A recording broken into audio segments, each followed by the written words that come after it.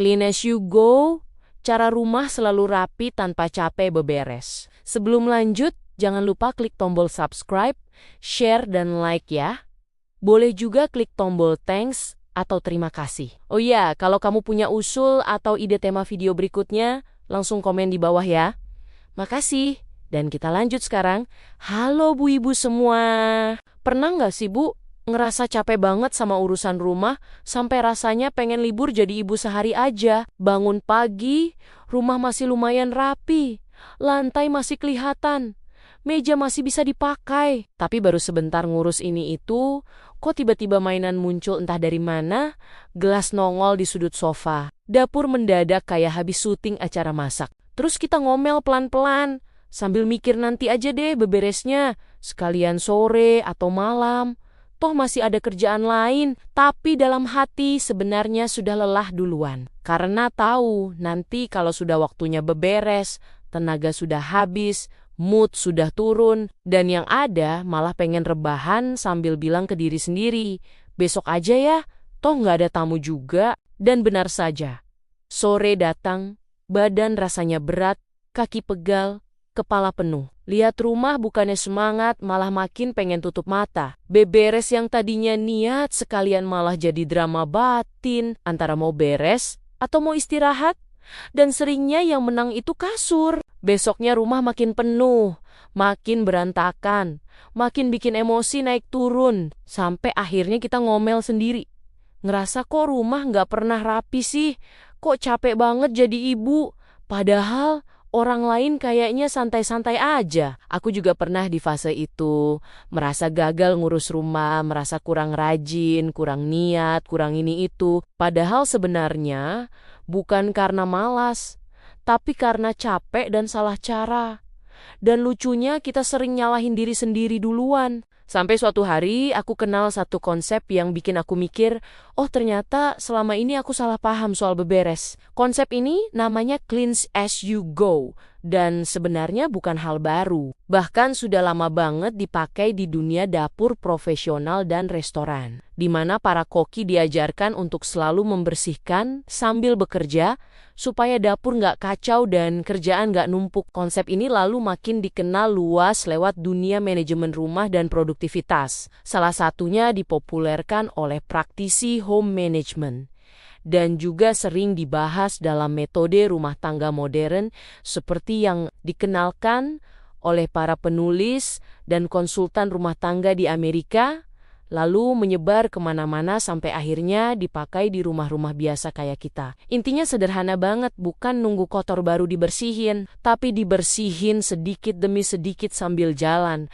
Dan ternyata konsep sesimpel ini dampaknya luar biasa buat kehidupan sehari-hari. Waktu aku mulai nyoba, rasanya kayak nemu jalan pintas yang selama ini nggak kelihatan. Habis pakai sesuatu langsung balikin, habis masak langsung lap dikit walau cuma sebentar. Lihat sampah kecil langsung buang tanpa drama. Dan ajaibnya rumah nggak pernah benar-benar kacau. Beberes nggak lagi jadi tugas berat.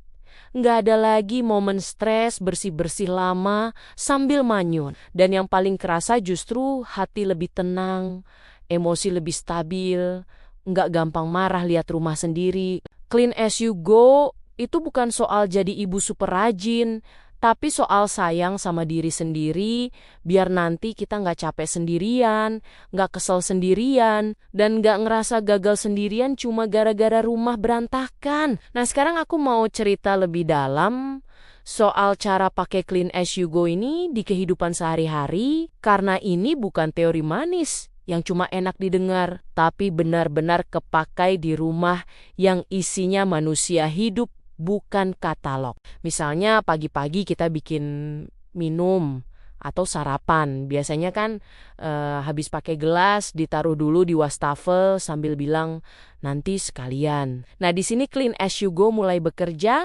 begitu minum selesai, langsung bilas gelasnya, nggak perlu nunggu numpuk, nggak perlu sampai kinclong. Yang penting nggak jadi beban nanti. Habis goreng telur, sambil nunggu matang, kita lap meja dikit, cipratan minyak langsung diseka. Karena kita tahu, membersihkan noda baru itu Jauh lebih gampang daripada yang sudah mengeras kayak kenangan mantan. Hal kecil kayak gini kelihatannya remeh. Tapi begitu diulang terus, rumah tuh rasanya lebih nurut dan gak suka bikin kejutan berantakan. Di dapur ini metode clean as you go paling kerasa manfaatnya. Karena dapur itu sumber dosa visual. Kalau dibiarkan, waktu masak jangan tunggu selesai semua baru bersih-bersih sambil ngelus dada. Tapi lakukan sambil jalan. Sambil nunggu air mendidih, kita cuci 1-2 alat yang sudah nggak kepakai.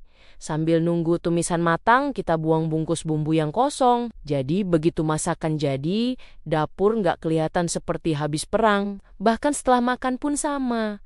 Piring jangan ditatap dengan tatapan kosong penuh harapan, tapi langsung bawa ke wastafel, bilas, susun, selesai. Rasanya memang kayak capek dikit sekarang, tapi percaya deh, capeknya jauh lebih kecil dibanding harus beresin dapur yang sudah numpuk sambil kesel sendiri. Clean as you go juga kepake banget di ruang keluarga dan kamar.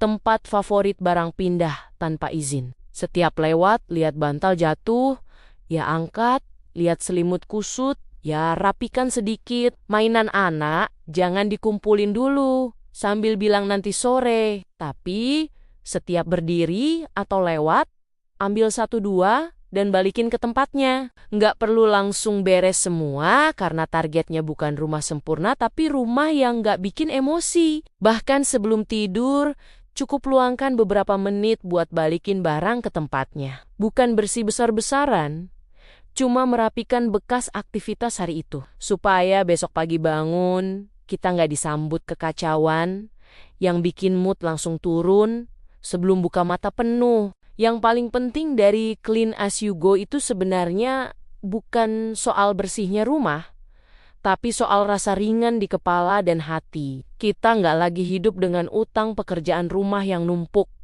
Nggak lagi ngerasa jadi ibu yang dikejar-kejar rumah sendiri. Ada rasa puas kecil setiap selesai satu aktivitas, karena tahu kita sudah menyelesaikannya sampai tuntas. Kadang, sambil bercanda sendiri juga, sambil lop meja ngomel kecil tapi sambil senyum. Karena tahu nanti malam gak perlu beberes panjang. Clean as you go itu seperti bilang ke diri sendiri, aku peduli sama kamu, aku gak mau kamu capek nanti. Dan dari kebiasaan kecil yang kelihatannya sepele itu, pelan-pelan rumah jadi lebih rapi, hati lebih tenang, dan kita gak gampang meledak cuma gara-gara lihat piring di wastafel. Kalau dipikir-pikir ya, rumah itu sebenarnya cuma bangunan. Tapi kok bisa bikin emosi kita naik turun? Bangun pagi lihat rumah, rapi rasanya hati ikut adem. Tapi pas pulang ke rumah terus lihat berantakan, capek langsung naik 2 kali lipat. Kadang bukan karena rumahnya kotor, tapi karena kepala kita sudah penuh duluan. Kita sering ngerasa bersalah, ngerasa kurang becus jadi ibu. Padahal dari pagi sampai malam kita sudah muter terus kayak kipas angin. Masalahnya bukan kita kurang usaha, tapi kita terlalu sering nunggu waktu ideal yang sebenarnya nggak pernah datang. Nunggu mood bagus, nunggu tenaga full, nunggu rumah kosong.